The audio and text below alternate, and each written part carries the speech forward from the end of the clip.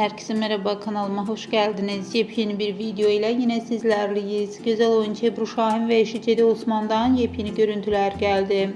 Güzel oyuncunun bu fotoğrafları sosyal medyada yayınlandı ve hayranlardan büyük ilgi gördü. Biz de bu görüntüleri sizlere sunuyoruz. Umarız beğenirsiniz. Videomu beğenmeyi, kanalıma abone olup bize destek olmayı lütfen unutmayın. Bir sonraki videoda görüşmek üzere. Hoşça kalın.